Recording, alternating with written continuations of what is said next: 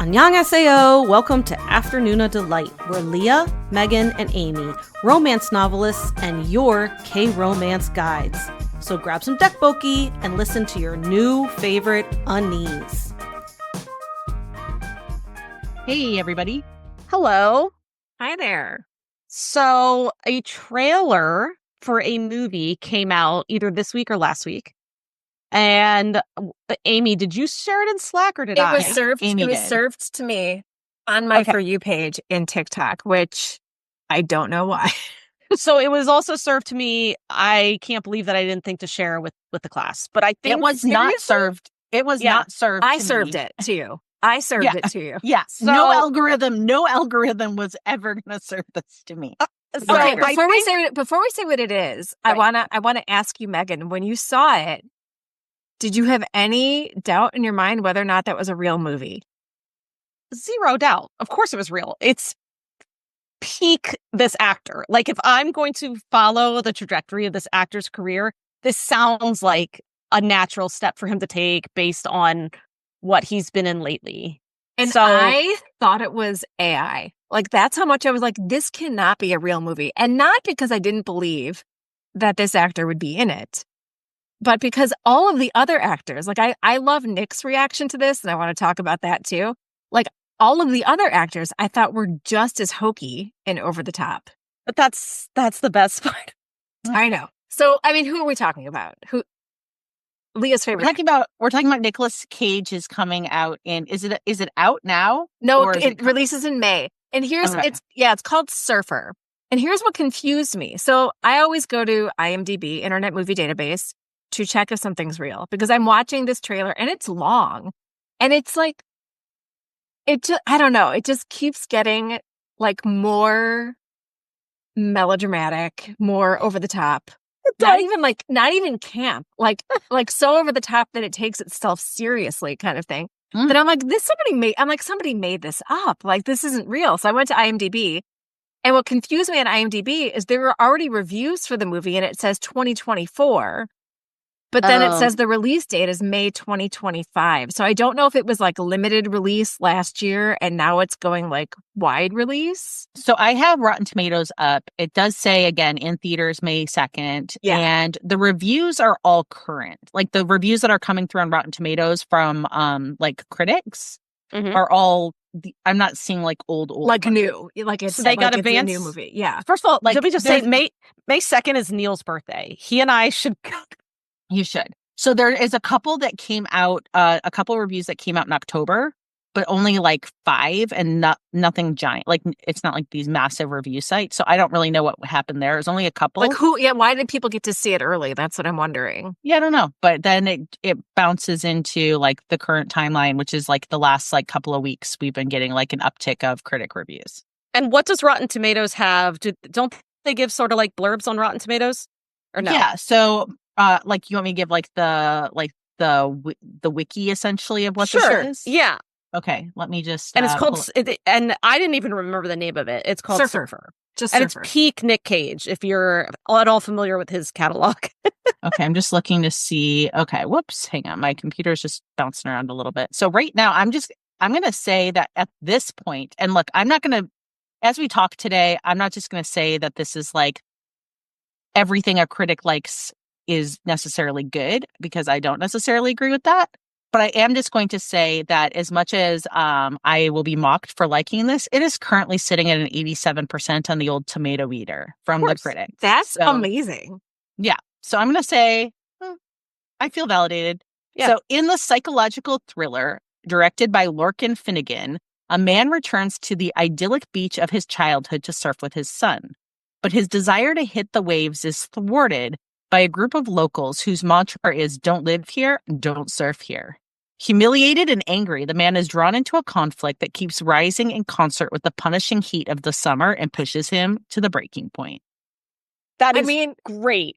And then, okay, wait, I want to just round it out by the critical consensus. Right. Is that Nicolas Cage expertly rides the waves of toxic masculinity in the sand-filled arena of torment. And he's with his son in the movie. And every time the son is on screen, the son's just like, Dad, let's just go. Let's just go. And I love it because Nick Cage says about 3 times in the trailer, or maybe I'm misremembering, he's like, I just wanted to surf with my son. And like, he's like, I just wanted to surf. If you just would have let me surf, I would have killed all of you. It's the intensity of like, it's like Lord of the Flies in Taken. It's like the intensity of Taken, but like no child has been kidnapped. Right. It's like Lord of the Flies on an Australian beach. They just don't want him to surf. Yeah. Isn't it set in Australia? It's set in Australia. Yeah. I mean, the kookaburra is a dead giveaway of like the like eerily like laughing kookaburra like like throughout the preview. There's like these like close-up shots of the kookaburra. Yeah. So I'm going to tell you. Okay. So Amy sends it to us and is basically just like, is this AI? Like, what the fuck is this? So I almost didn't even click because I was like, this is a Nicolas Cage. Like, I don't even fucking give a shit. Like, I don't even care. Probably if it is, it is. If it's not, I don't care.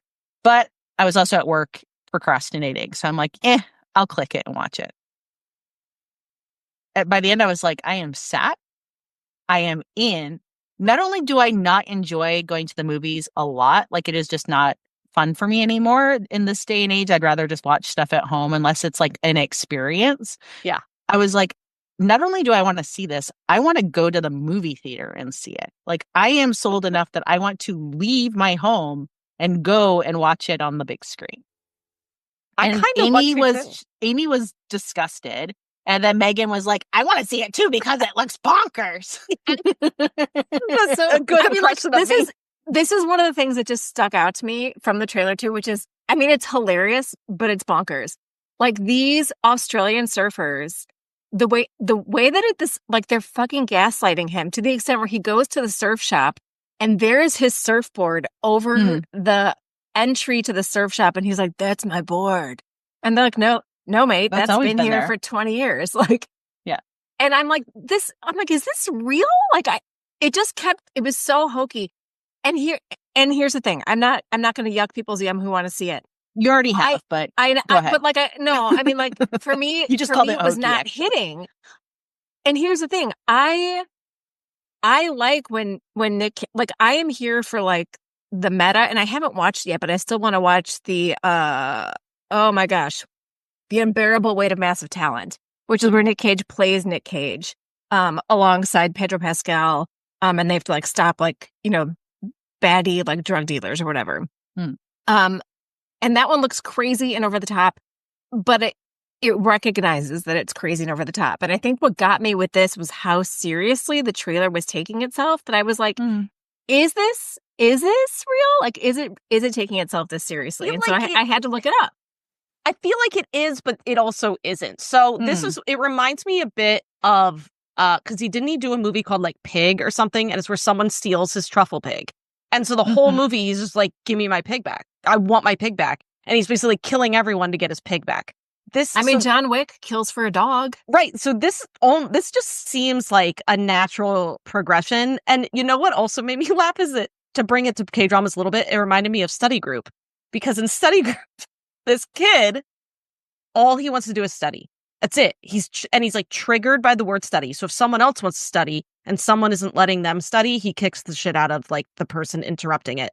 And he'll even like say he has to like beat the shit out of all these people, and he'll like apologize and be like, I just wanted to study. And it was I just want to surf. If like, yeah, I almost like wish there was like an alternative universe where like Nick Cage could play that character, and he's like, I just want to study. And he has to do all this like crazy stuff. But I love Nick Cage in full Nick Cage mode. And there was something about, I just remember there was like this one shot where he has like crazy eyes, like peering through a bush, like only one shot, only one shot with crazy eyes. Well, yeah. But I was like, that's Nick Cage. Like that is someone who gets, whoever directed this, like gets Nick Cage and is like, we're going full Nick Cage. And I feel like there is a little bit of not taking itself seriously because it's literally just, well, it's more than surfing. But at the heart of it, he's going to keep saying, no, it's toxic masculinity, obviously. But I also think we're all in on it. Like, we get it. And that's what I think feels fun about it. And that's, I think, what got me. Because I like if you were telling me to watch, like, is it National Treasure where he like tries to steal the Declaration of Independence? Is that it? I've actually love never that seen movie. Like, I will. I love it. I never ever My want. kids like, I love see, it. and I see the trailer Well, for it, because and I it's would. a heist. Of course, you're not going to Yeah. watch a heist. So I dislike it, and I find it hokey. So in this, what I find fun about it is like I like Midsummer, and it reminded me of something like Midsummer because you've got like that really strong sunny element that's almost that's sinister in its brightness. And so it gave me Midsummer vibes. And Midsummer, I would say, also has like a campy element to it while being overlaid with like being a psychological thriller. And so I'm encouraged to try it for that because I think there's going to be a level of campiness because, look, honestly, at the end of the day, toxic masculinity is campy. Like we're living in an administration right now that's very toxically masculine. And it's like every day it's like it's hard to believe it's real. It's so funny. It's bad. Yes. You know, like you're like, you can't believe I'm seeing I these totally guys do agree. this. So I feel like we're living in an so in watching it makes me feel like that, like seeing these guys be like, and I guess having lived, I didn't grow up in surf towns, but having lived in adjacent to surf breaks like since my early 20s now, that throw out like, this is my spot, this is the local spot, like this is the thing, like very much exists as well. And I find it like, there are times where I find like gentrification sad, so I understand why people want to be protective of special spots, but like it is just like so ego. There's so much ego and so much like, blah.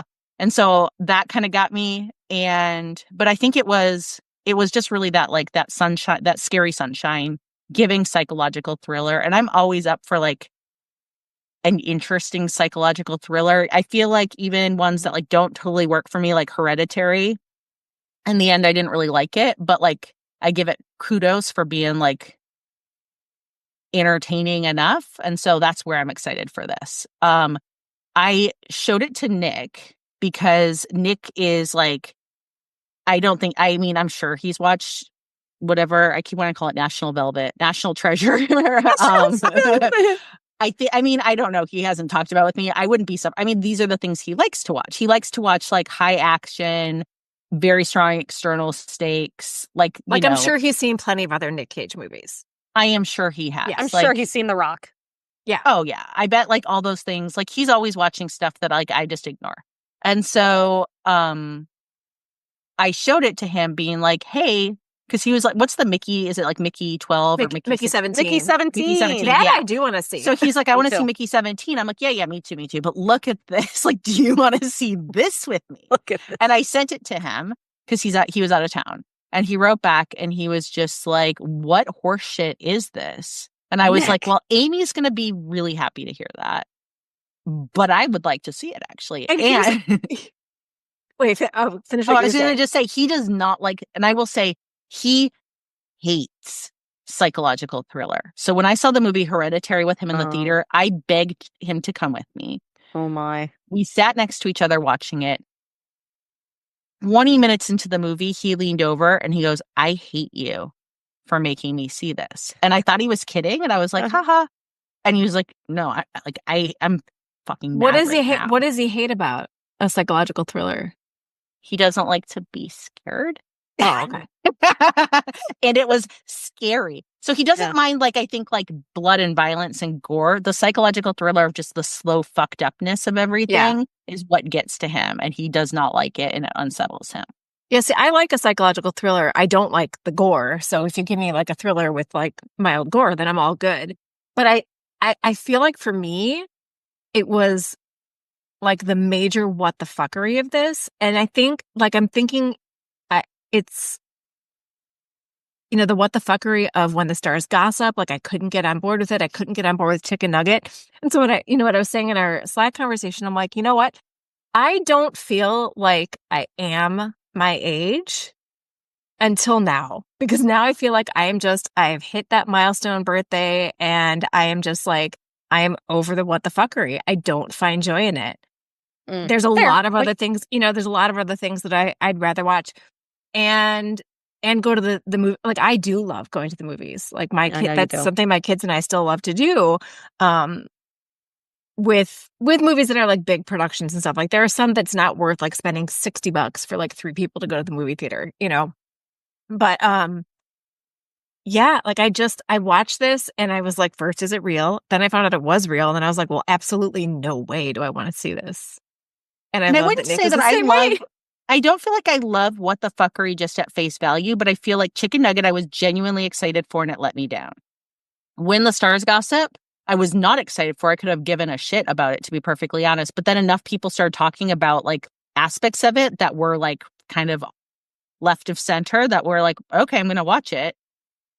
We'll talk about later what was good in it and what ultimately didn't work for me in it. But I wouldn't say that like at face value, what the fuckery is like like I feel like for Megan that would be like and so I feel like I'm just like hit or miss. I don't know, like I'm trying to like unpack what it is. And that's, I guess, the segue to it is today's topic for discussion for the podcast. And so this is why we're not unpacking this all just to talk about Nick Cage for no reason. We have, Although I mean, we have done that before. We have talked about Nick Cage for no reason on this podcast many times. So it's not like we're out of character here. But what we're going to talk about are just like how things sometimes just don't land for us and what it is. So we thought like talking about the trailer from the beginning was kind of a good thing of like here, three of us watch it. And we all have different reasons for why we are into it or very much not into it. Very much. And yet this is like an objective, like, and that's where it becomes like the art of criticism, like the art of being a critic or whatever is like kind of interesting to me. And I kind of like half care and half don't care because like ultimately it's just kind of like fairly personal. And like you can intellectualize reasons why something would work or not work. And we're going to talk today about there's times where something may not work and you're just like still like, I don't care because I love it. Like I love it. I see the flaws and I don't care. Where you can also see things that are technically very competent and well done and being like, meh, not for me. So that to be said, this is a very subjective conversation. And I saw somebody, because on Patreon, I did put in like, to share like, a couple of things of feedback that we'll call it during the show. And somebody had kind of expressed concern, like, is this going to be a very negative topic? I don't think it needs to be. Like, I'm not looking to come into this to be a negative. I actually think it's more interesting and like drives curiosity as to what is it about things that make us like it or not like it. And I think it's kind of enlightening for us learning these things about each other too, because we don't all love the same dramas all the time. Like there are some that do hit for all three of us, but most I think don't. Like I think we're at the point, like when we first started watching, we were picking like the OGs that we knew everybody loved, like in the very beginning, right? We all are going to love, Crash Landing on You. We're all going to love Goblin for different reasons in different parts of Goblin. But like that did hit differently for us, even though we all loved it. And I think now we're understanding the diversity of our tastes and we're veering off and watching things that we want to watch rather than assigning each other things to watch, but then converging when we do all decide, to watch something together. And even when we do that, even when we're all three excited about a drama, we don't always come out the other side of it feeling the same way. Yeah. Yep. And I like that. This is not a yuck your yum kind of thing, because we're all going to feel differently about all the things that we talk about tonight. So I thought to just start it off, and this is just like a warm-up palate cleanser. Play along at home and call out your answer. I thought it'd be fun to just do some this or that's too, of kind of just what's your gut reaction when you hear some of these tropes? Are you like, ooh, or are you like, ugh? So I will read them out and then you both and myself will like just kind of call out our feeling on it. So the first one is childhood connections, charming backstory or lazy writing? Charming backstory. Charming backstory. Lazy writing. I know you do. I like, I'm not going to name the drama, but I'm watching a drama right now and they just added a little snippet of a possible childhood connection. And I was like, I screamed out loud. I was so happy. And I was like, yes. I actually think it's kind of hard to do a childhood connection because sometimes you have to like change the names. You have to find a reason for like part of me thinks that giving them a childhood connection just creates more work for you as the writer. But I feel like it's a way to make something like I don't at face value hate a child connection. I think it's that the way that I've seen it just like be overused to me is always like it gives that they want to have some sort of like fated mate trope shoehorn from it in some way. Fair. And I just don't feel like I need it ever. Like, I mean, like occasionally, sure. Occasionally, yes. But a lot of times I just feel like I'm like, I could give a shit. Like the fact that like they met each other once and like, okay. And now they're meeting again, like whoopty fucking whatever. Just skip it. Put it with a serial killer. get the same. Okay. Noble idiocy. Necessary. I mean, this is kind of a give me. Necessary dramatic tension or frustrating communication failure. Frustrating communication failure. So fucking frustrating. And this usually is sometimes, if I'm already not liking a drama, this is like the straw that breaks the camel's back for me. Agree. Yep. This is when I start going, no, I'm out. Does anyone want to take a quick stab at just defining what noble idiocy is for someone? I mean, I think it kind of is self-explanatory, but just like to give someone at I home. mean, like without just saying argon. I was like going to a war-torn country for no reason. That's It's basically when one of the love interests makes does what they think is a noble gesture, but it's for it's very dumb reason. And it's like leaves for a dumb reason, goes to a dumb place, and thinks that it's to strengthen the relationship overall or to keep from hurting the other love interest. And it really could have been like, if we had a conversation, everything would have been fine. All right. Cold CEO. Swoon-worthy or workplace harassment? Swoon-worthy. Yeah, I always love a cold CEO. And now after watching like Love Scout, like the fact that we got like a female cold CEO, then I was like, I like it no matter the gender, apparently. I like it. And this is where K-dramas are, fantasy and real life. Yes. Real life, you don't want like the super a-hole like CEO, but yeah, you always know they're going to melt into a little marshmallow in a K-drama. Exactly. Yeah. Okay, this one I have strong feelings about. I do too. Terminal illness plot twists, emotional depth, or cheap manipulation. I mean, are we all thinking of the same drama on this one? Like, when I say cheap manipulation, I go right to Rain or Shine. Oh, I was going Queen of Tears. Oh God. Or Mr. Well, that's Plankton. the whole plot. I know, and I felt like Plankton. the whole plot was cheap. Like for me, and I don't want to give anything. I mean, the minor spoiler for Rain or Shine. Like you don't know who it is or when it happens, but like when it comes out of nowhere. True. I hate it. That's a great example. So Rain or Shine, hated it. Cheap Hated manipulation, stupid. There was some noble idiocy there. I don't really like it. Well, no. Even though I love that drama. Like it did not ruin the drama for me by any means. Correct. I could live with his noble idiocy in it. But I didn't like it. But correct. I still absolutely love the drama. And to be honest, when I think of Rain or Shine, I don't think of that. Yeah. Which is funny because as soon as I saw the terminal illness plot twist, it was the first thing that came to mind. No, I could barely even remember it when you mentioned it. I had such a visceral reaction to that. Like I remember texting you guys being like, what the actual? I know. Whereas I'm just going to say Mr. Plankton, if you haven't seen Mr. Plankton, first of all, you learn in the first episode what the deal is. I don't consider that cheap manipulation because it's literally is the plot. And it's not a plot twist. Yeah. You're right. Plot twist. So see, plot twist. You wrote plot twist. So I was like, nope, you're right. You're right. When you don't know and then it pops up. No. Yep. You're right. Agreed. That's dumb. Okay. So on to the next one. Second leads, genuinely compelling alternatives or just there to create artificial tension? When it's done well, genuinely compelling alternatives. I love second lead. Yeah. I almost always do. Compelling tension.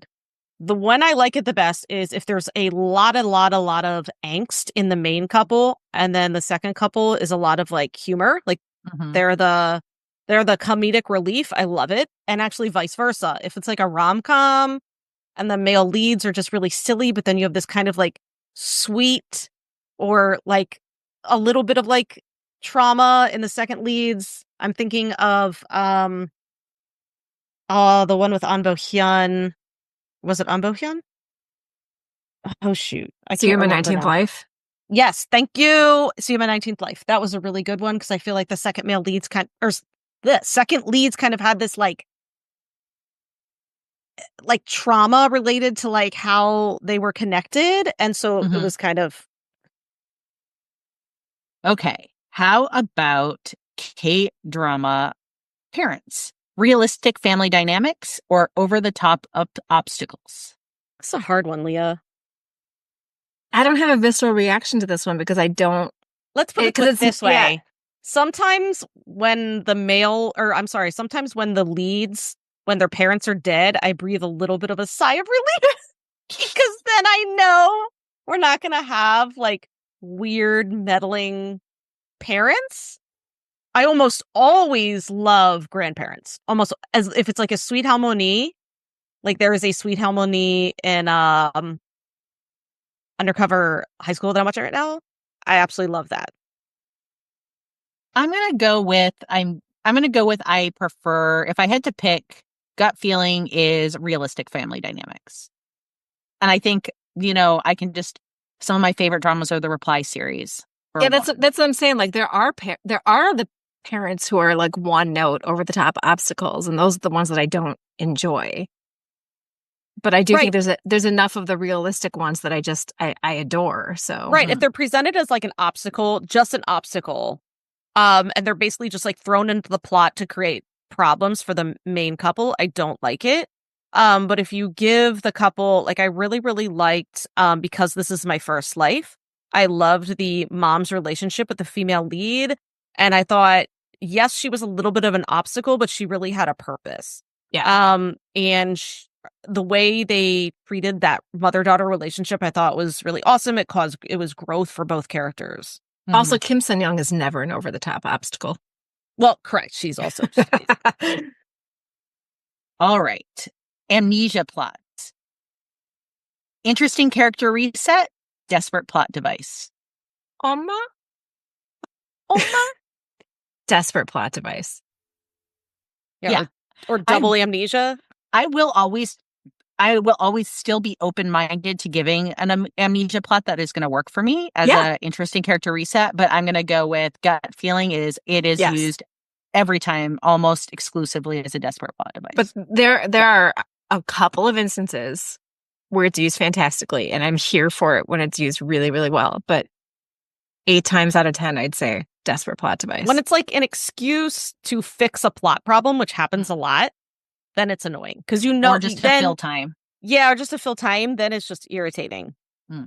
Especially if the character who has amnesia has their whole head bandaged. I can't handle with full head of hair. Yeah. All right, love triangles. Compelling emotional complexity or predictable formula? I want all of the love triangles, all of them. Yeah, I think that I am still going to say compelling emotional complexity, even though 9 times out of 10, I'm going to see it as a predictable formula. I love this trope so much. Same. That I'm just going to continue to like look for ways to be hurt by it. Yep. Love it. I'm coming around, I guess. They're still not my favorite, but I'll consider. Dramatic OST cues, emotional enhancer or emotional manipulation? I love it every time. I love it, but I think it's a manipulation. But it totally is, and I love it. I'm just saying, for you, do you feel like it enhances, or are you like eye rolling? Oh no, I love it. Oh no, I love it. I love it. Okay.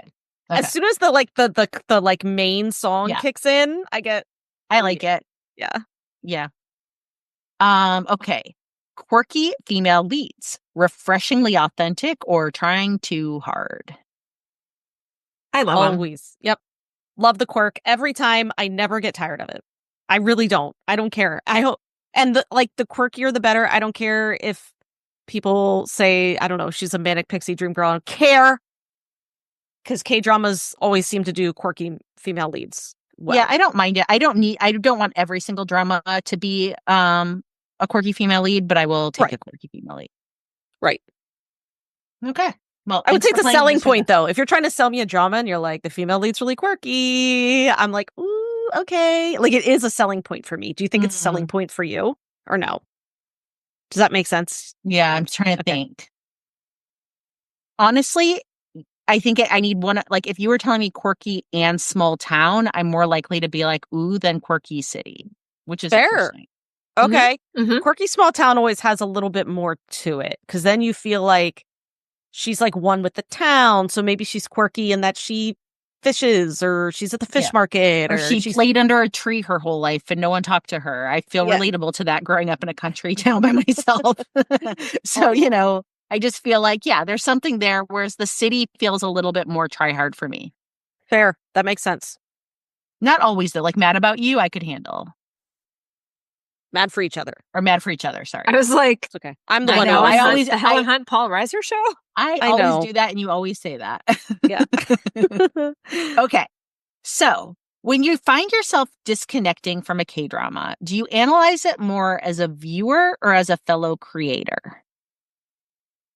Ooh, That's a good question. that's a really good question.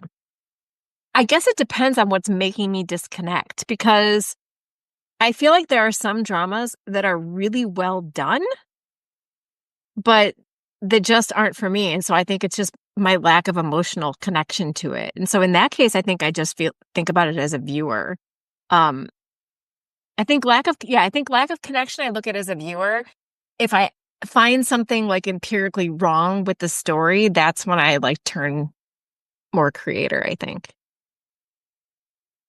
That's interesting because I think I almost always turn my brain off watching dramas and just don't worry about the structure or anything else unless I am disconnecting from it. And especially if I'm disconnecting from it emotionally. I'm like, what is happening here? Why is this falling apart for me? Why am I not feeling the vibes that I should be feeling? This happened to me a lot in When the Stars Gossip, where from go, I could have cared less about the lead couple being together from go.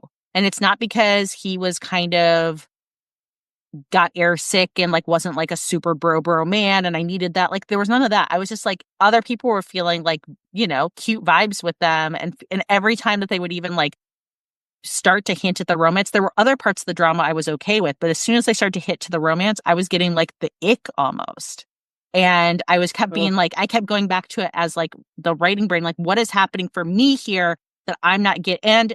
And I was trying to be like, there's some butter I'm not getting. And what is the butter I'm not getting for why I like really am like almost actively rooting against this couple.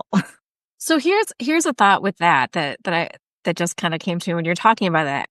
When you're watching a drama, a highly anticipated drama with actors that you already know and love from other dramas, I think that's definitely when you're going to go into like the writer brain, because you're like, I love these actors. I've loved them in other things that I've seen. So what is not working here? And I definitely think that that's when I would go to writer space too, is like, there's so many things that I love that brought me to this drama. So then why don't I like it? Yeah. Like- So if I start disconnecting, like if I'm like, usually it's like I finish an episode and then I'm like not wanting to go back and like keep going. Because I rarely like get angry about a show and stop watching. Like that like almost never happens. It's that more I feel like, oh, I just am not like excited to go back. So if I can't think of the reason I didn't like it, like immediately as a viewer, if I'm not like, oh, I definitely didn't like this drama because the male lead was like full of red flags. That's an obvious viewer problem to me. And it also feels like a personal problem. Like I'm like the other people, meaning, or not personal, subjective, meaning other Right. people might not, whatever. But if I can't put my finger on it, then I sort of put my creator hat on. And that happened to me with Vincenzo, which again, don't be mad. I know people love Vincenzo. But I watched 4 episodes and I was like, I am so not connecting with literally anyone in this drama. And so then I put my creator hat on and I was like, there's the goal, motivation, and conflict is not here for 4 episodes.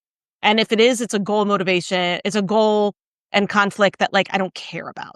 And I wasn't rooting for the main character because I couldn't get on board with the GMC. And that's when I like brought in the creator side instead of just immediately being like, oh, I didn't like it because the male lead was a terrible guy. Like it was like I had to like analyze it deeper. Because the butter of that was like Mafia. Like you're in on Mafia right away, right? So then you got to ask yourself, On the okay, surface, Vincenzo it's got has everything, everything. I want. Yeah. Yeah, it does have everything I want. I'm sorry, I'll probably never go back to it. I'm sorry, but it just... No, you don't have to be sorry. It's just, I think that what happens for me, what I've realized is that there's times where I'm like, technically the drama is fine. Well, not always. Sometimes Right. the drama, like I'm not like, there's not something happening with like the pacing. Or the story is like, I'm thinking When the Stars Gossip, where the plot was kind of all over the place, but I wasn't bothered by that fact of it. But like like I said, I was like just so not into the main couple. And so, I think that's when you just have to be like, there's something like the butter is not to my taste. Yeah. I mean, for Vincenzo, it's still frustrating to me because I'm like, if I ended up keep watching it and I would like it in the end, that's fine. I know a lot of people did, but I will probably argue until my last breath that there is something wrong with those first 4 episodes. And it's fine if you kept going, but to me, there was something technically wrong. There was just a missing butter, a missing piece that was not there. So maybe it hit in episode 5. I don't know. Never made it there. But to me, that's a problem. But there's some people who liked it from jump. And so that butter was there. That butter was drippy and gooey from episode 1. I'd like to debate someone. I actually would. I'd go full on debate. Well, actually, okay. So I think this is a good segue to the next question, because I think that for people who are especially like, ugh, like, are you going to end up being hate? Like, what does it mean for you to say that, like, if something didn't connect with you or didn't work for you? I think that why I feel really comfortable having these conversations is because we put out creative work that people react to. Yeah. And so the question I have is, in what ways has receiving criticism on your own work influenced how you critique K-dramas you dislike? I just want to say real quick, how I'm affected is that I want to how I view it. I want to critique in my own space. And what I don't do is go and critique in other people's spaces. Mm-hmm. That is probably the main thing that I draw. I don't care if people want to critique my work till the cows come home. Just please do it in your, like, on your space. Don't come into like my space and do it. So I guess that's how I feel. Like, I'm obviously not going and commenting, I don't know, to like, we're not tagging the actors. Yeah, like, so that's what I was gonna say. So Megan, what you're saying for folks who like maybe are just like at home, like, I don't know, really know what you're getting at, is right. Like when people are going to like want to like reach out and flame something you wrote or give critique, and they will seek you out. Either they'll go into your DMs to engage with you, or they tag you in posts so that potentially you see it. So there can be people who, are going to be like, I want to, talk some shit, but I want to make sure that like you're involved in it as the creator. Yeah, I told you I got a DM that was like, girl, that last release, that was not it. Thank you for your feedback. That was not it. I actually didn't really care that much about that. She wasn't like that attacking. But that's my biggest thing. This is our space. We're critiquing in our space. And we're not doing it from a place of malice or hate or anything like that. Like there are times where we will strongly dislike something, but we're not disliking unless it's like hugely problematic, which I don't think we've come across like too much that we have found hugely problematic. But we're never going to critique the product by critiquing the people who made it. Does that make sense? Like, I'm not going to call out an actor for a drama that I don't like, and blame it on them. It's a collective effort, what the product ends up being. And yeah, I guess, I don't know if it's coming out of my mouth right, but this idea that I'm not throwing blame at anybody. Well, you're not a miserable person. Yeah, there's that. You're not actively spreading misery, because I do and I'm not saying that everyone who dislikes something, obviously that's not true, but there is an element online of people, and everyone who is listening who has lived on the internet knows that there is an element of people who, when you're either anonymous or, you have some degree of authority online, there can be an element of like the misery bus, and like, I'm going to spread misery. By no means does that mean that all critique is coming from that space. In fact, I'd say most is not, but you do encounter it. And we are not miserable. So when we're like not liking something, it's not because we just want to like be hater. I mean, I do love being a hater, don't get me wrong, but I like being like a fun hater, not like a malicious hater that just like wants everyone to feel like shit. No, I like being a fun hater. We've been fun haters plenty, and it's fun. I mean, it may not be fun for everyone, but like, I just need to get this off my chest. I was watching a video today on Instagram. It was like a reel, and it was this, and the caption was like, my 95-year-old grandmother is baking my dog a pet friendly cake for his birthday tomorrow. And I was like, And you should, there was this little photo and she's like stirring. She looks so cute. She's put it in the oven. First comment goes, well, then why don't you make it yourself instead of making her do it? That was the first comment. That's the misery. That's what Yeah. I'm saying. That's a perfect example of like the misery online. That is a crazy response to seeing that. Yeah. Like crazy response. And yeah, again, we like it, art is meant. I mean, that's what we do. We critique art. So I think that is okay to do. I think there is also a respectful way to do it, and I think we're respectful about it. But I like critique my books by all means. People do it all the time. Like, But just don't do it like when I post a new release. Don't critique it on that post. yeah, maybe don't DM me. Yeah, I would say that for me, what it makes me do is it makes me, because I will get very animated sometimes when I don't like something or when something doesn't hit me right. And I will like kind of like, in some ways, it's actually made me receive criticisms of my books better because I'll see people get like very hyperbolic and I'll be like, you know what? I get very hyperbolic too. So pop off, queen, like do it. You live your life. And so I guess there's like that part where like, you know what?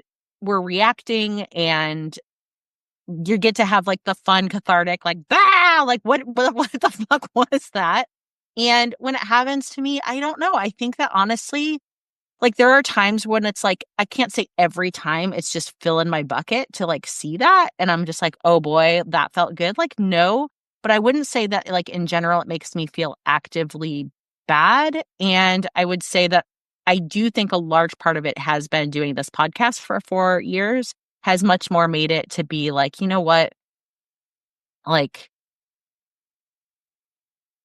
of course, there's the misery, like folks out there, but like a lot of times this just isn't that personal. And it's just fun sometimes to have like the big reactions to things. And so that's kind of how, and so I also sometimes will feel like, oh, am I being like too much when I like freak out about like my demon and I'm like, at the end of my demon and like, and I'm like, you know what? Like, I guess karmically, like, I'm not just saying like because anyone's ever like criticized me, I can do it to everyone else, but I'm just trying to be like, I'm not coming from a place where I also am like up at night, like, why did they do this? And like, I'm like, it's not that deep. It's not that deep. It's not that deep. No.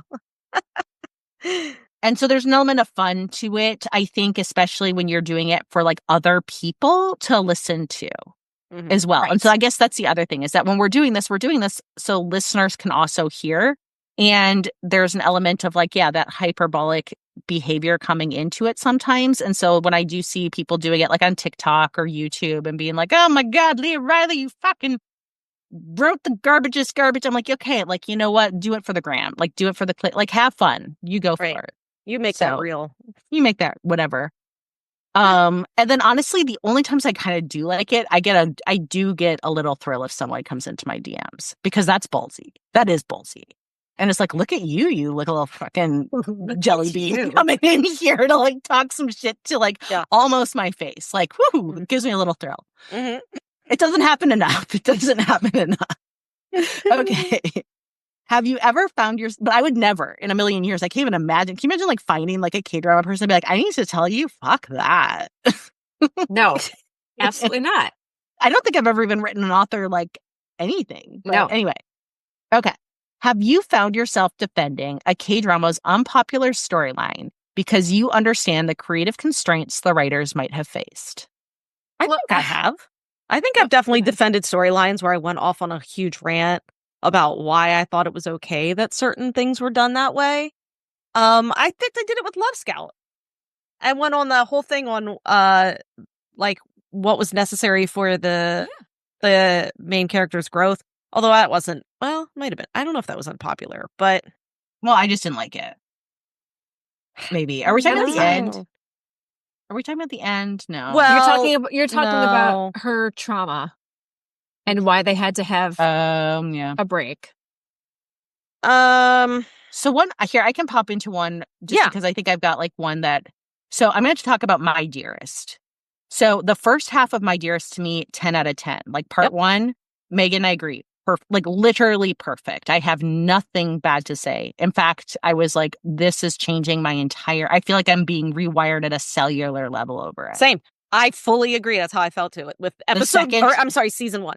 The second part of it, I do not. And I know this is a very beloved drama. And so what I'm going to say, though, is while I did not like what happened in the back half of that drama, to the point that it made it so that it is not an all-time fave, it's just like on my list that I watched it. Mhm. I do defend to a point the writers for how they ended up where they did, because I don't actually hold them accountable when I think of how from what I mean, I wasn't in the writing room. I'm not part of the company. I don't fully know all the details.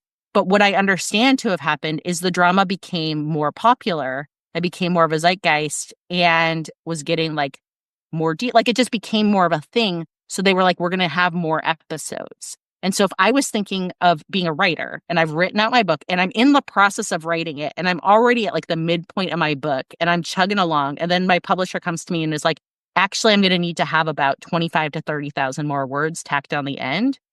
And I'm already, and not only have I written it, people are reading it. Like I've already been posting it online and people are like following it along, because that's what happens. You're like writing Right. it to the audience. I can see why we had some of the things happen, because if we go back to those tropes, I don't want to like throw spoilers out the window, but if we go back to some of the tropes we talked about above, some of those tropes get thrown into the back end of this drama. And when I have confusion as to why, I'm like, I think a lot of it has to do with the fact they're like, we got to fill some shit out. Like we got to pad some stuff. And so there is part of me that feels like sympathy, I guess. Mm-hmm. And if that is actually the case of what happened, I felt like I could see some of that sausage getting made. And I kept trying to think, what would I do? Especially if I was like trying to do this under like a pressing deadline. Like I'm not just sitting there where I get to go away for 6 months and really noodle out something satisfying. But like I've got all this pressure of not only is this hyper successful, it's coming out. I've got like everyone waiting on me to get my shit done and meet my deadlines. Like I get it. And so I feel like in that case, if that whole reality is what I presented, like I said, I wasn't there. I just saw enough about it that like this is what I'm this is my hypothesis for what happened. I have a lot of sympathy for why some of those choices were made, even if I didn't like them and I was mad about them. Yeah. That makes sense. I would say, okay, so maybe I'll bring this up because actually this has been like weighing on me. So I don't think I ever, or did I do, I think I did a deep dive of Bloodhounds. Maybe that was with Sarah. Okay. So at the time when we recorded it, so Bloodhounds, the first season, I remember when I first started watching it, like halfway through, I was like, this could be one of my top dramas. That's how good it was. And then it did feel like something changed and like things got a little different and I was sort of confused. And I found out later that Kim Se-ran, who was like the female lead, during the filming, I think that was when she had her DUI case. She hit a telephone pole, whatever. And I remember at the time, I like wasn't necessarily. I was a little maybe like not super nice. I was a little irritated at Kim Se-ran for the DUI because of the change in what they had to do. Like you could and even the director, now looking back, I'm like, I think you can be kind of honest. It's pretty famous what happened. Yeah. Oh yeah. Kim Se-ran lost. Well, what should I say? How should I word it? Can I say like, they took her off the censored. Yeah. Oh, well, they like exited her off the drama, but it was like in the middle of it, right? It was like with 2 episodes left. 2 episodes. Yeah, left. And it was really awkward the way she left. Like it was clear they never filmed her leaving. And they kind of had this like weird, like blurry thing of her from behind. And then she apparently wrote a letter. The character wrote a letter and they had to write her out. And yeah, I was like really hard on her. And now I find out that she was clearly emotionally troubled. I don't really think we need to like fully get into it, but she was recently found dead. She completed suicide.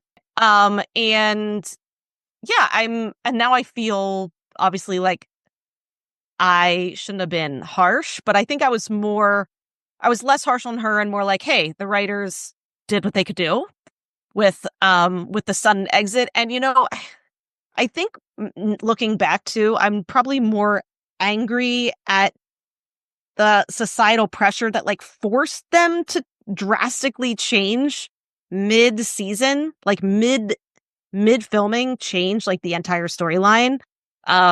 I think it just inconvenienced probably too many people, and I just don't understand why they didn't just let her fulfill the the drama. But yeah, looking back, I feel really bad about it. But that that I was critical of her. But I also I do forgive how the writers had to treat that, because I'm sure that they were like given, they find out the lead actress like needs to be written out of the majority of the drama and then completely written out the last 2 episodes. I can't imagine what they thought having to deal with that. Amy, do you have anything? I don't know if there's one that I've like staunchly defended, but what came to mind is a drama that I loved, which is The King Eternal Monarch. And I used to rail about, the ending of it. But I also, I think one of the things that we did talk about with that is, that was when we were first kind of learning about dramas and learning that a lot of the new dramas were getting written as they were airing. And if that was the case, like when you have something with like parallel universes and doppelgangers and so much complexity, that some things are maybe going to fall by the wayside. And that was my sort of defense of that drama, is that I loved how well they did the parallel universes and all the doppelgangers and how all those stories interwove with each other, that even though the end didn't happen the way that I wanted it to initially, that I forgave it for that, because I do think there's so much other complex writing going on. But if you haven't heard me talk about it recently, I have done a complete 180 on the ending of the King Eternal Monarch, thanks to Puck and Prejudice. Yeah, I was gonna say, and me too. I had a different view of it after that too. Yeah. So that's all I'll say about that. So if you are one of the few who have not experienced the joy of Leah's book, Puck and Prejudice, please go read it, and you'll see what I mean by the end of The King Eternal Monarch. Yeah. Because I love dramas that deal with super out there, like tough things to write that I could never write. And I think that drama is really complex in the storyline. That as much as I wanted the end to reflect what happened in Epic Episode 11, that I understood. So what was that moment when you just knew a K-drama that felt like everybody that was just out there loving it, it just wasn't working for you? And without getting into like heavy spoilers, just kind of like a high 30,000 foot view, what was something that made you, was there a moment or what happened that made you want to stop watching? I can go. Yeah. Lovely Runner. Oh yeah, I forgot. Episode maybe 2. So everyone and their dog felt like this was like the draw. I felt like everyone was loving this. The minute I found out that there was a serial killer, I was like, I'm out. I just could. When I say I'm done with the serial killer subplot to just take up time, I am. It's enough at this. I mean, and it's funny because like when the Camellia Blooms is still like a fave and it has one, but I wasn't burned out. I mean, at the time, that was like one of the first ones, though. I think it was the first one. I was like, ooh, I'm into it. At this point, as soon as I got a whiff of it, I was like, I'm out. And look, I will defend that exit that you made, because as much as that is one of my absolute favorite dramas, the serial killer portion of it is a plot moppet. It, like, the serial killer portion is not there for any other reason but to make the rest of the drama work. No, but that's the thing. I think Leo would hate it the most because of that. Because there was that's what I'm saying. Right. There's no no part of that she was, because I loved everything else so much, I was able to overlook that. And don't get me wrong, I don't mind a serial killer, but like give me a serial. Like if you're gonna give me a serial killer, like give me Oma, give me Flower of Evil, give me Strangers from Hell. Like give me a serial killer. So sometimes there are things that will make me, on a personal level, just be like, I'm out.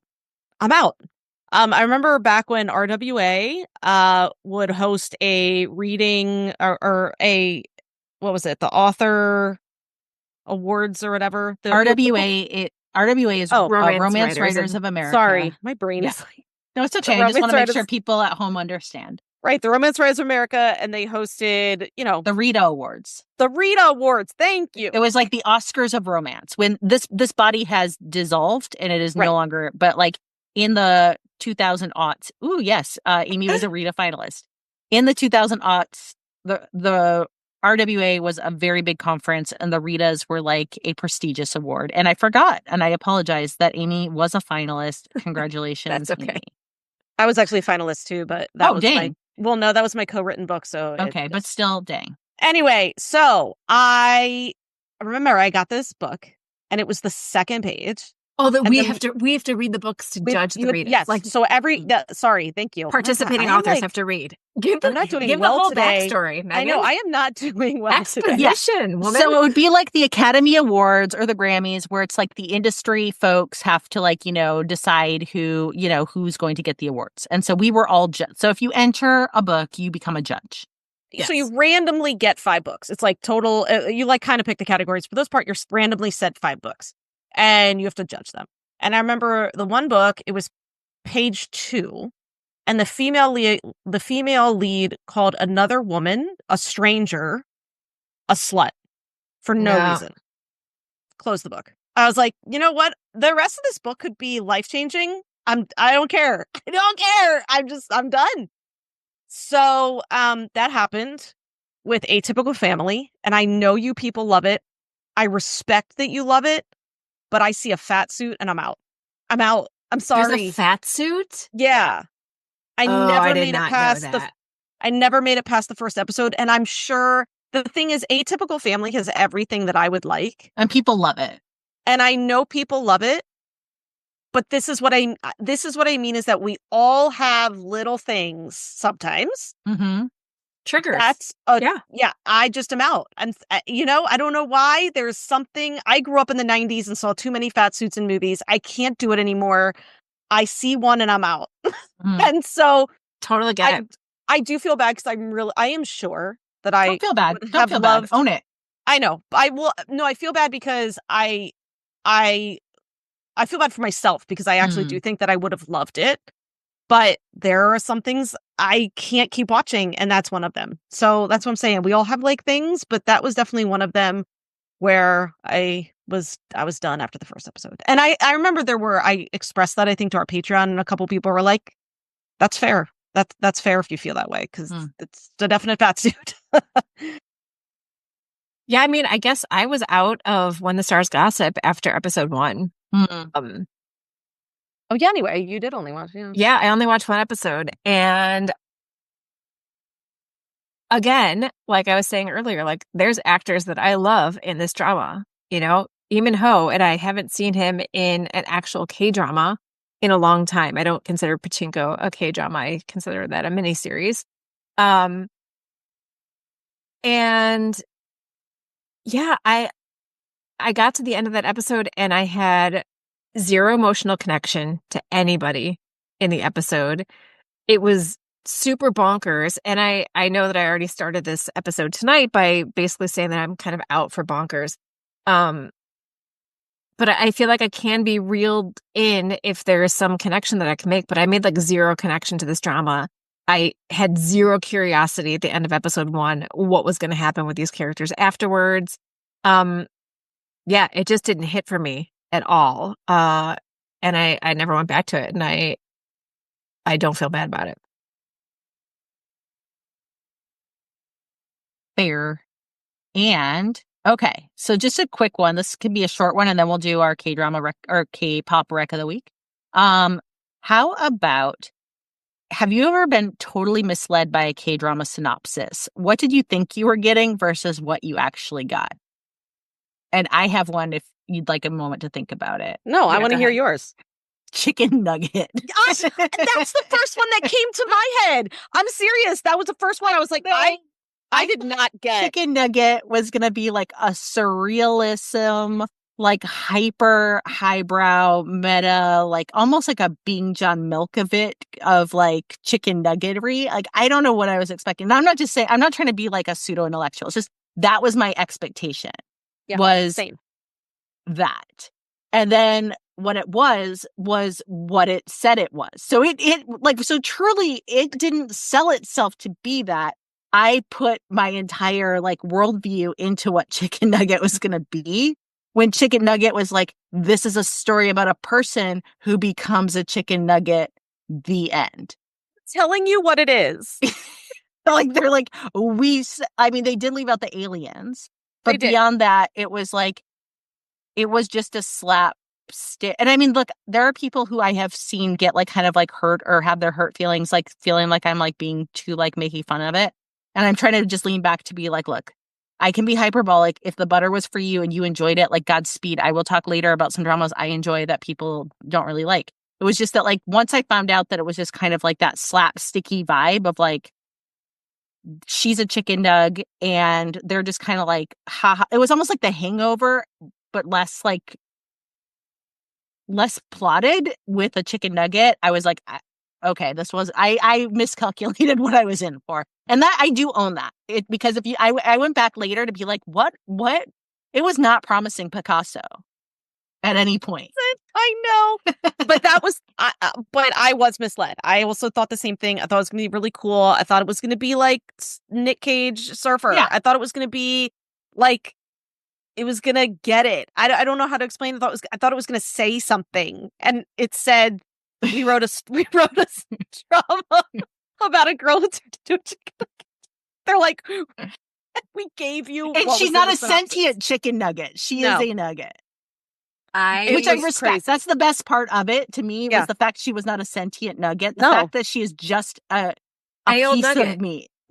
She's laying in a bed as if she's in the chicken nugget. As if she's in there just asleep in the like processed chicken meat. That's what it is. She's just in there on a chicken meat bed sleeping.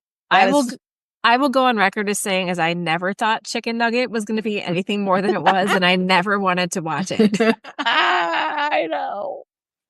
I can't think of anything I've hyped up more. I really hyped it. You did. And it let me down. Oh, you know what? I actually think I was misled about Misang as well. I don't think anyone is selling Misang properly.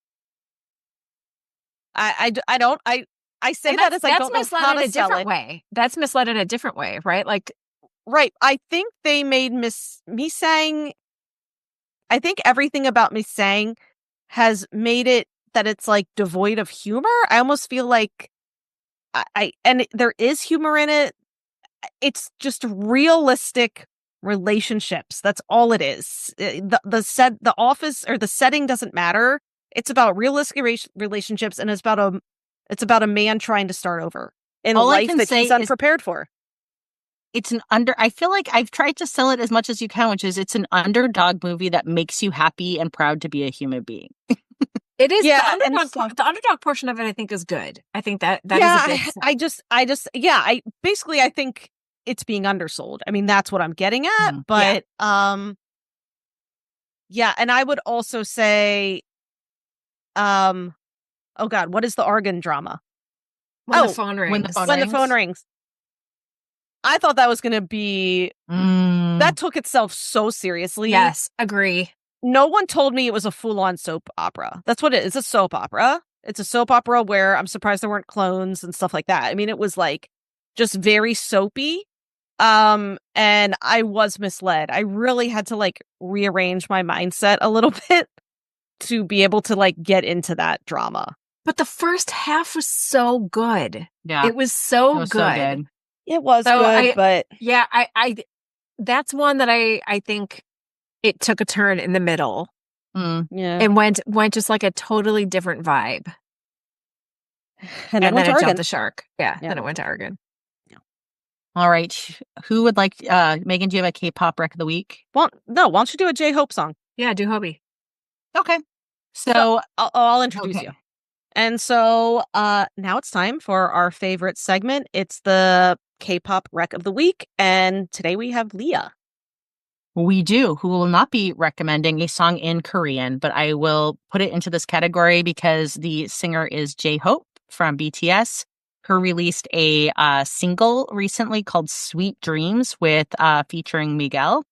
And he did something fun, which was the first time he showcased the song was live on stage during his Hope on the Stage night 1 in Seoul. So I thought that's a really fun way to like break out a new song, is to do it on stage with your fans. I think that shows a lot of trust in your fans as well to do something like that. And so yeah, I like it because it is like good music, obviously. It doesn't showcase his rapping, but it is grown and sexy. And I'm all about them like kind of leaning into like, and especially him, because I don't feel as if he has always like leaned into kind of being like a sex pot. And I don't know if this is like, he's not like, in the video, he's certainly not leaning into being a sex pot. He's very attractive though.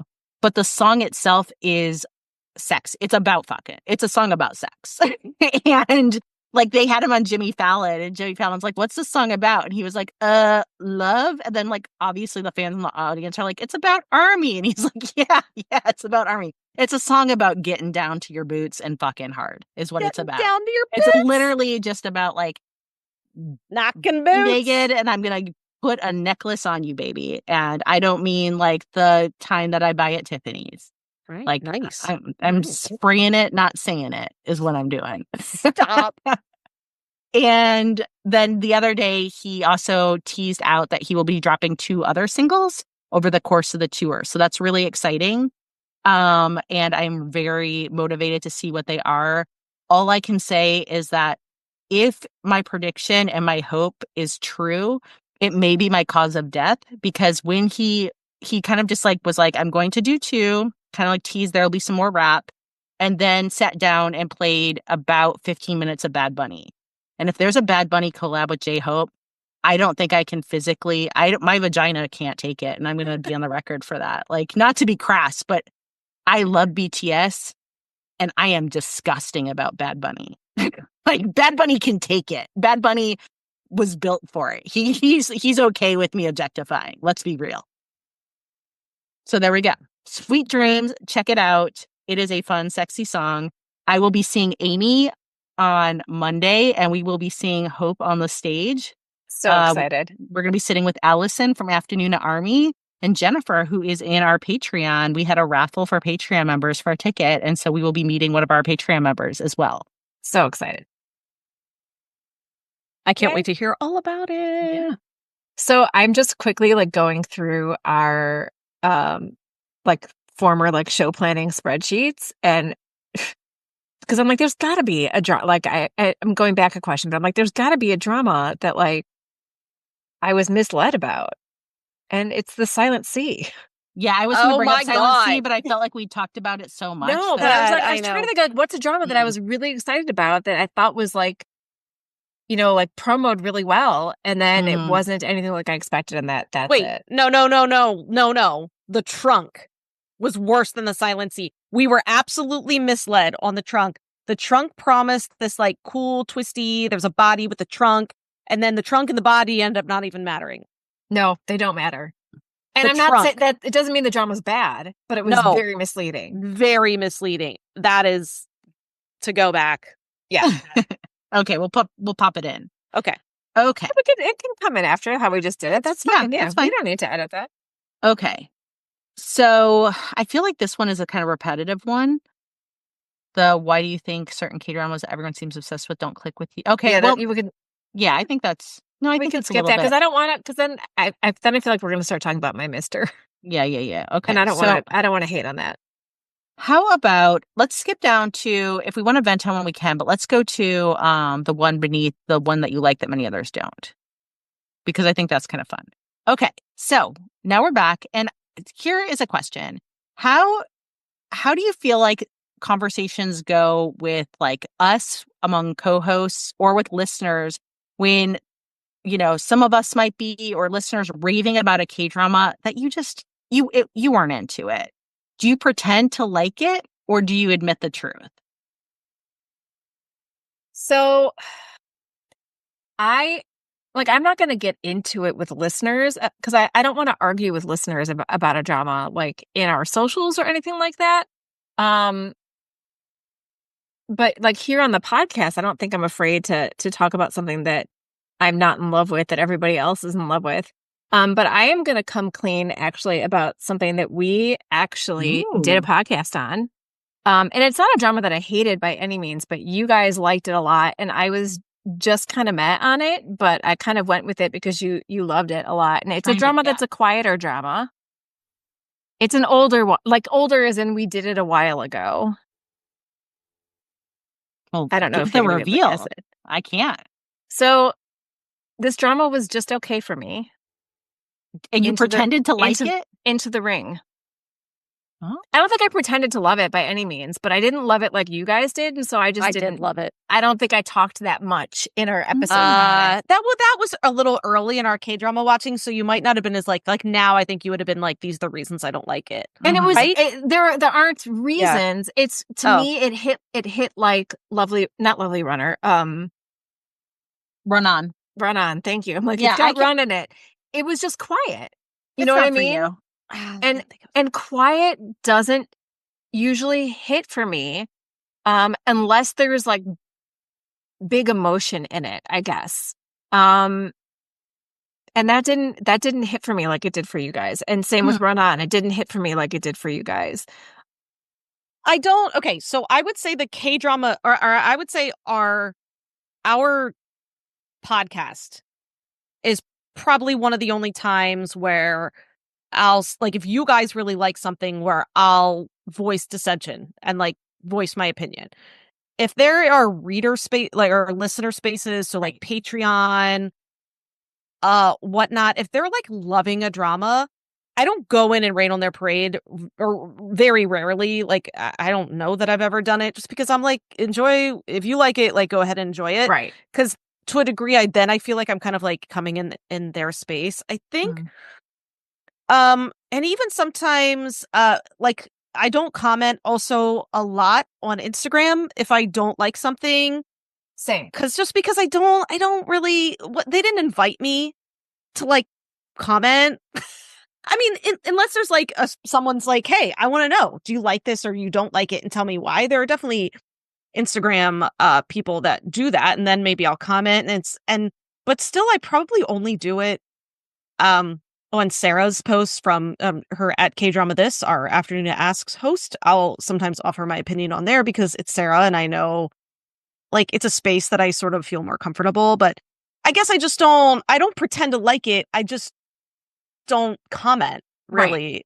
Right. Or I'll say, hey, I'm still not super feeling it, but like I'm going to give it time. I'm not going to lie, but I'm just not going to be like, well, I hate it because of these reasons when someone's like gushing about how much they love it. I'm just not going to do that. Well, and I think there's a difference between like really disliking something and just being like, it's fine, kind of thing. Yeah. And I think that's why okay. I think that's why I never really said anything about Into the Ring, because it was just fine for me. Right. Mm-hmm. But it's not a drama that I'll go back to. It's not a drama that, I think about often, but it did pop into my head when I saw this question. I'm like, you know what? I'm just going to come clean that was not. It's okay. I don't feel like, I don't feel like mortally wounded by that. No, I didn't think that you would. I don't either. So, okay, two things. One, I have touched on before, so I'll just touch on it briefly, which is I had like a real growth experience through this podcast with Sabah, the movie, where Megan was like, I really liked it. And I was like, it's dumb. And Megan had to be like, Leah, that doesn't feel like very constructive criticism. And you kind of just make it seem like you're being an asshole. And I was like, can we talk? Yeah, she did. She had to do a call. Hurt my feelings. Yeah. She had to do a call in. She had to do a call in. And it really, truly, I feel like landed with me, that call in. And that's why call-ins are good, people. It is good to be comfortable and hold conflict. I know Megan's not like a conflict. So I also appreciate that, Megan, like, I know you're a little conflict avoidant. Sometimes you are Pisces. I am. And so, like, I appreciate that you trusted me. I think I did it from a little bit of selfish point of view, too, because I was kind of like, that hurt my feelings a little bit. Yeah. That's what I'm saying. But I felt like that was like a vulnerable position to be in. And so, and it was very valid. And it also challenged me to not be lazy in like criticizing something, because it was like, if I just say something's dumb, then I'm not any better than like the misery person on the internet that's like poking fun at like grandma's cake that Grandma they're getting. making the pancakes. Yeah, like grandma make her pancake. That's dumb. So it's like, well, what listener, what part, like what commenter, like what part is done for you? Right. And so it really challenged me to be like, you know what, go find my big girl words. And if I don't like something, okay, I don't have to like, I don't feel like your feelings should be hurt if I don't like it, but it is if I just say it's dumb, because that's very invalidating. So Right. Fair. given that like our role together is to like critique and discuss and like figure things out, I'm like, okay, well, that's a challenge for me to have to be like, what are my big girl words to like something? And again, sometimes, Megan, I know you're not my husband, but you do have those similarities. And it also touched into like the bad behaviors I have at home sometimes, where I'm just like, well, whatever to this. Then he's like, ouch, that was Nick. that was a little brutal, Lia. And I had to be like, okay. I am Nick. And that being said, so when the stars gossip, another learning moment for me, because I rarely go into, on our Patreon, we have kind of like the main threads that we can kind of post in, like do like a main post. But then there's this feature that's developed over the last couple of years where people can kind of, and I like it because then we're not just controlling the space all the time, which is something I never want to do. But so people can post their conversations more, like, what am I watching? What is this? And so the conversations can kind of run themselves. I often don't go in those spaces either, kind of on purpose, because I want it to be a space where people can connect, and I don't want to like barge in with like some thought and then feel like I like was icky with like power. But when the stars gossip got sold to me on a Patreon live. So as we were watching the Patreon live, people started to talk about When the Stars Gossip, and they're like, it's got fruit fly sex in space, and there's like a singing mouse, and like, you know, and I was just like, for whatever reason, it was just hitting me. I'm like, okay, this is, because for me, it sounded like there's a gynecologist in space. I don't give a shit. Like literally, like if you're like, there's a gynecologist in space, I'm like, well, I'm not sure I want to see a gynecologist on Earth. I definitely don't care if it's in space. But when I heard those things, I was like, okay. And then they kept talking about the crooked sperm. So the reason there's a gynecologist is because there's this conceit in it where there's like an insemination. And I'm not going to give away all the plot points and spoilers, but those were the things that were selling me, was like there's this crooked sperm that has to like, and it needs a no gravity environment to like do its thing. And I was like, honestly, that's kind of like, you got me sold. Like, I want to see it. So I started watching it, and I understand why Amy tapped out after the first episode, because I didn't watch it being like, oh my God, this just changed my life. But I was also like, it's got a different energy. And I wanted to like it. I wanted to like the different energy. I liked that there was like this odd, like I wasn't expecting it to be so odd. And the oddness was really charming to me, because sometimes I feel like the oddness can be more of like that manic pixie dream girl. Whereas I was like, no, this is just odd. And so I don't like to go into like a space where someone else is reviewing something and then like take over and start giving my thoughts, because I have a podcast, I can do that. So I started making my own thread, being like, this is my review of like the episode I'm watching. And for a while, yeah. And I was enjoying it. And I mean, there were things that were like redonkulous, and I was having fun kind of mocking it, but not in a way like I didn't like it. Like it was just like blah, blah, blah, blah, blah. But as it kept going, I kept liking it less, and it kept feeling less charming. And I think it's mostly because, and I am going to name a spoiler in it and say that it didn't bother me. There's cheating in the drama. The drama, like it's blatant infidelity, frankly. Is his relationship on Earth healthy or like power imbalance? No. I mean, he's kind of like a billionaire's pet boy, for lack of a better word. So wild. With more emotion than that. But I'm just saying that like that was kind of the gist. So like, you know, like it wasn't like they were deeply in love and he just got up there and was just like, fuck it all. And some people were really bothered by the infidelity. I didn't care. It was the fact that I just from jump never saw a reason why these two people, like I just never ever felt it. I mean, there's like literally space fucking at the point of death. Like we are going to die if we're freezing together. Our bodies need to come together. We are naked and we're fucking at like, and probably going to die. I should like all of that. Those are things I love. One bed I like, I'm so cold I have to get naked. is like literally my favorite. And to have that in a K-drama, like they're never getting naked in a K-drama. And so I just started to get more kind of hatery, honestly, as it goes on. And I can be a hater. I really can. I mean, we all have the capability, so it's okay. Can, but I feel like I can really hold space for it in a way that like doesn't sugarcoat it. Really hold space to be a hater. I love it. I just know that like when I'm not careful, I can be like very put my higher head hat on and like give a lot of empathy, and I can also just kind of be a little bit of like a dick. I'm a dick, and so and I when I get into that frame of mind, it can be hard to stop because I'm like empowered by it and I can really just like go hard on it. And it feels like I get into my id deeply. And so I think I did a bit too much. And I had a couple people reach out and be like, if you don't like it so much, why are you watching it? And I was like, it's not that I don't like it so much. Why am I watching it to like be a dick? It's kind of like I'm allowed to. I can do whatever I want. But also I had a moment of reflection as well where I was like, and I don't need to like I don't need to look like I am coming to Grandpa like the dog's baking video. Yeah, I get what you're saying. Shit. And even if I'm not in their space, like I'm not jumping on other people's threads being like, oh, you're liking it and sharing. Well, guess what? I think it's dumb and I don't like it at all. And it's my own space. Being a host of the podcast kind of does give me like some sort of like power and privilege that if I'm there just dunking on shit and enjoying dunking on shit, but just there just dunking, I can be making somebody else feel actively shitty and they are not going to be, and like they don't have to go look at it, certainly. But I was like, do I really need to be doing it? So I stopped. I took a step back and was like, I will not be posting. Like I didn't announce it, but I was like, I'm not going to post the last couple. And honestly, it is good I did not. Because I don't like what happened at all. And that's a topic for another day. But I will just say, I think it was a good choice. I stopped the bus when I did. did I tell you, I just went on, I think it was Drama Beans.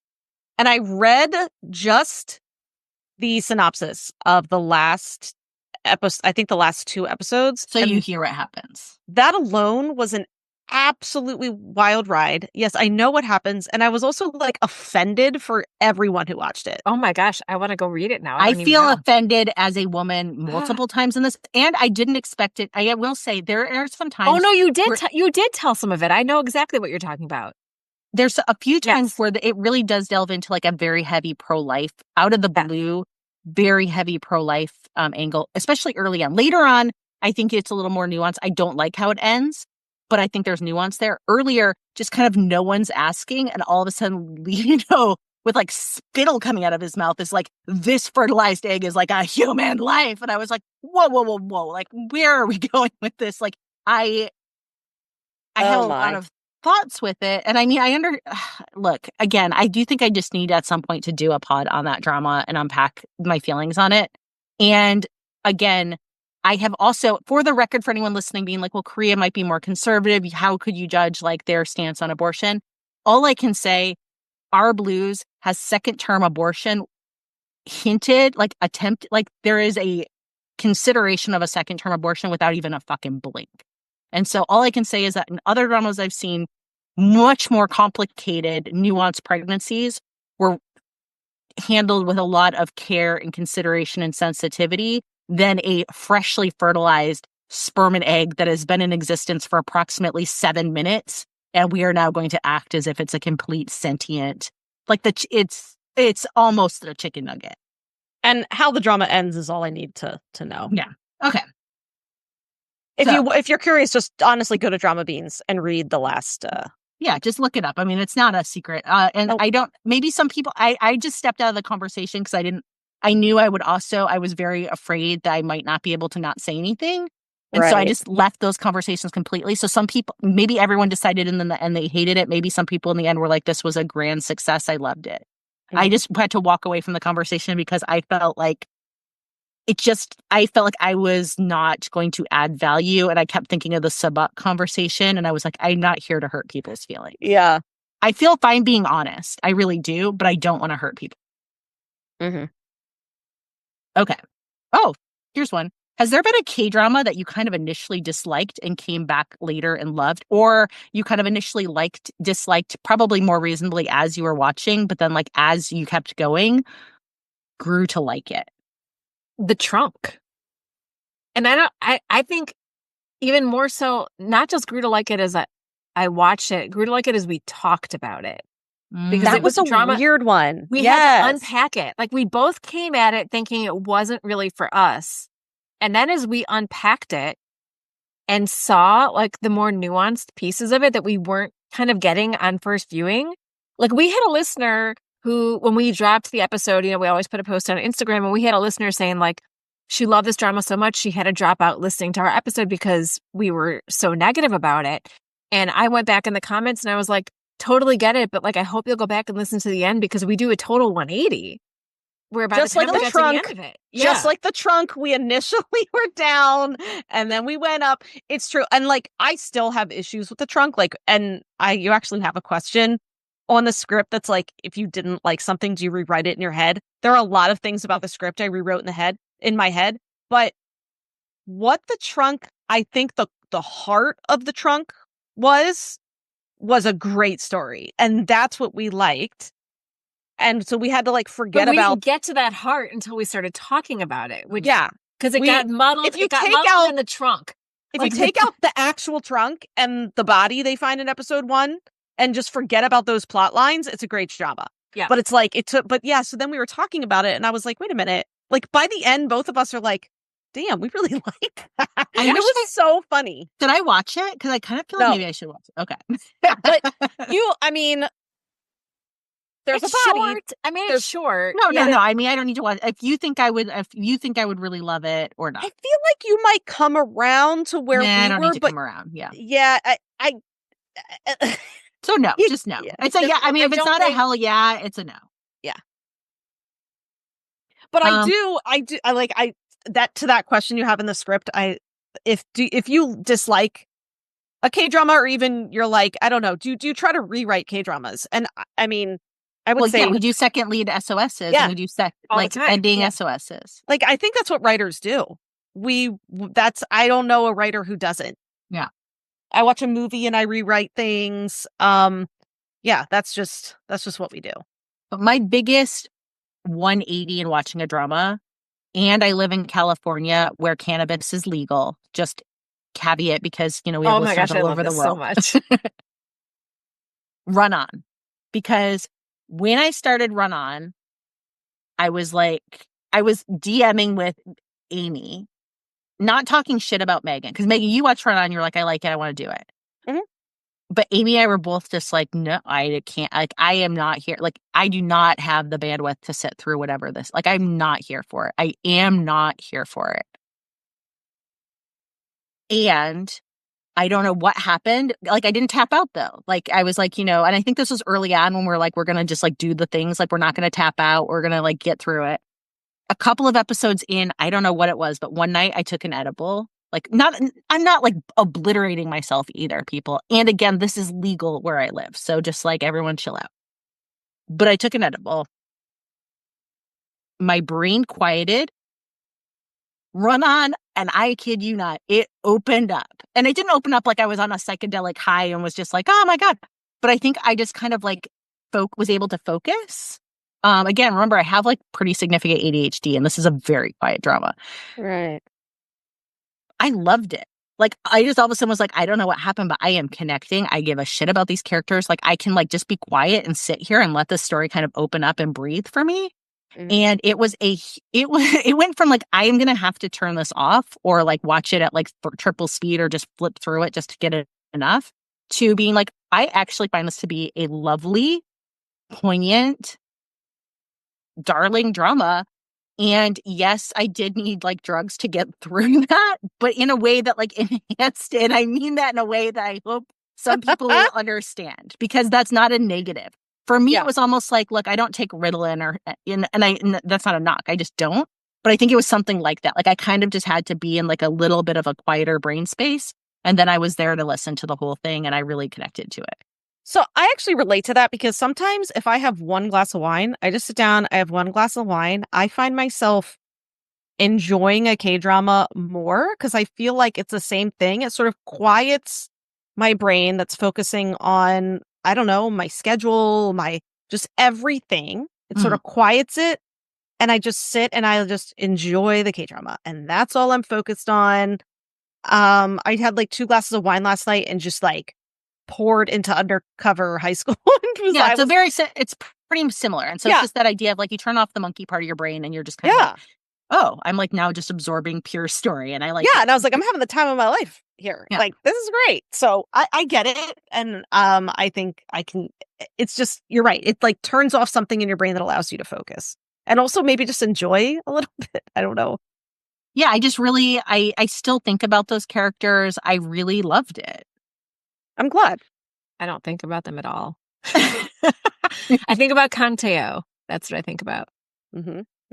All right. So closing it out, we're going to close it out with just another reflective question, and then we're going to put this one to bed, which is, has reflecting on K-dramas that disconnect with you taught you any valuable lessons for your own writing?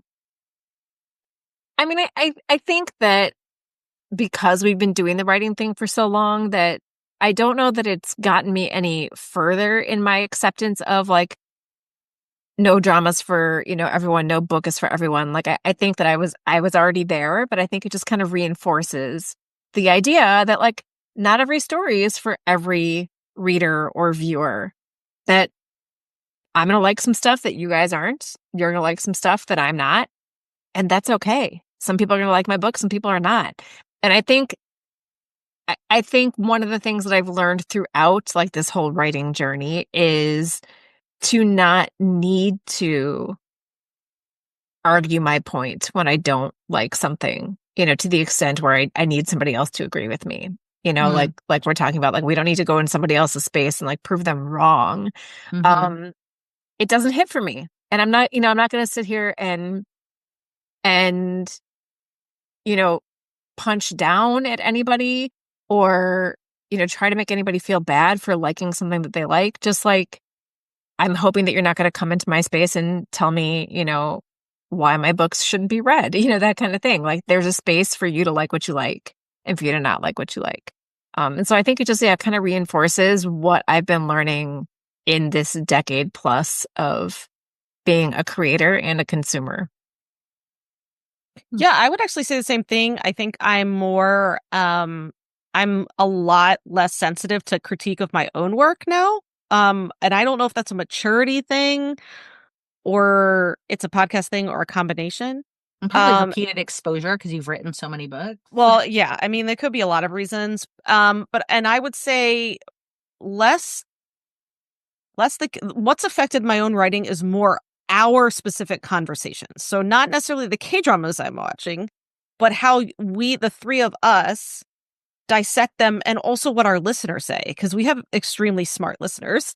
And so sometimes I'll read things that they say about a K-drama and it just is, I'm like, oh my God, you're right.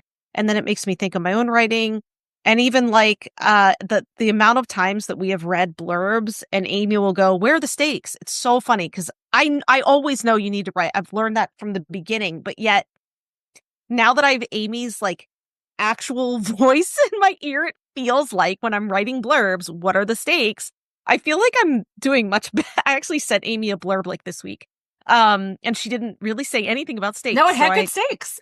So I had good stakes. But I would say like those are the things. It's our discussions that are what's helping me in my writing more so than just the consuming of K-dramas. I think when I first started writing, I pantsed solely. And I think I would get myself into more of a muddle of like that, what would happen of like the filler stuff of just like, oh gosh, I don't know what to do. And like, I thought I would be here by now, but I'm not. I got here too fast. I tend to overwrite yet underwrite, which is a great problem to have. But like I can get through something pretty quickly. And so people like, I tend to write short because of it. And so sometimes I have like, I would be like, oh, and then I just have to have like something happen. And I can always point out where in my books I know that. And so I have a lot of forgiveness when I see this with writers. That's what I was saying earlier with My Dearest. Yeah. But I do think that I have less filler now that I plot because of this podcast as well. And just because of like a whole bunch of reasons, I tend to plot the books. I do think that those moments of like panic needing filler have gone away more. That's not to say that, like, I'm sure somebody could read my book and be like, well, actually, what I read in fucking Prejudice felt very fillery. And I'm like, you know what? Pop off again. Get in my DM and make my day. But I try not to. And I would like to think that happens less. Yeah. Yeah. Look at this personal growth for all of us, right? All of us. This is what it's all about. This is what it's about. All right. Well, that was a fun combo. It was. I like that because it was like less focused on one drama. So it was kind of fun. We got to talk about a lot of different things. And hopefully people, oh wait, should we just, I feel like you know what? We didn't get to share what people didn't like in what dramas they didn't like. But you know what? I felt like the vibes weren't necessary for it. So yeah. And we've gone pretty long already. Yeah. Yeah. We're good. So, Okay. All right. Thanks for listening, everyone. Yep. See you We'll next see you next time. time. Annyeong. Kamsahamnida. Thank you for listening to Afternoona Delight. Where can you find us outside the pod? Head on over to afternoonadelight.com. That's AFTERNOONADELIGHT.com. You'll find links to all our social media, our book recs, K-pop and K-skincare recs, and if you want even more Afternoona Delight, because really who doesn't, you can join our Patreon, where you can choose the patron level that's right for you. Join in daily K-drama conversations, listen to bonus podcast episodes just for patrons, and participate in our monthly live K-drama support group via Zoom. We can't wait for you to be a part of the community. Until next time, annyeong!